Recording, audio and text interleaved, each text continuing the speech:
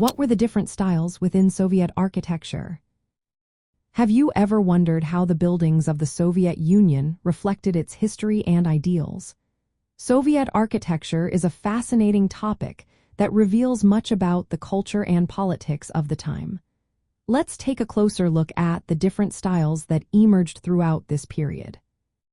First, we have Constructivism, which was prominent in the 1920s to early 1930s. This style embraced modernism and functionality. It focused on using industrial materials and geometric shapes. Constructivism rejected traditional aesthetics and ornamentation. Instead, it aimed for designs that served the needs of the new socialist society. This architectural style symbolized the revolutionary spirit and marked a break from the past. Next, we move to Stalinist architecture, which dominated from the 1930s until 1953.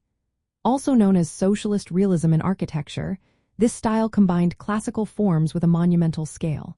It featured grand buildings adorned with neoclassical columns and arches.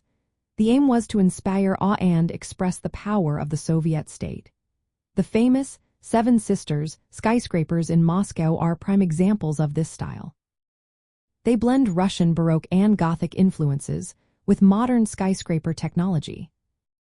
After Stalin's death, Soviet architecture shifted towards a more functional approach known as Soviet Modernism, which began in the mid-1950s. This period focused on mass housing and industrial buildings. It saw the rise of prefabricated panel buildings and simpler urban planning. The goal was to meet the needs of a growing urban population quickly and efficiently. Brutalism emerged in the 1950s and lasted until the 1980s.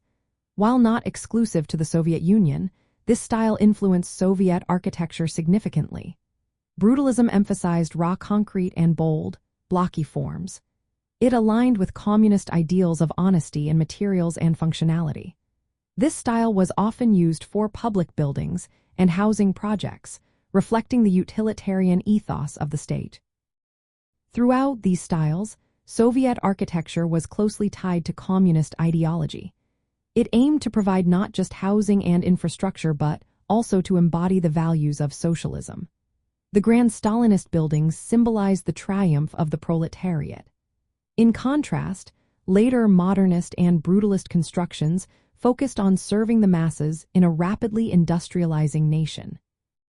In practical terms, Soviet architecture shaped the urban landscape of many cities across the Soviet Union. It also influenced socialist countries around the world. This demonstrates how architecture can serve as a tool for political expression and social engineering under communism.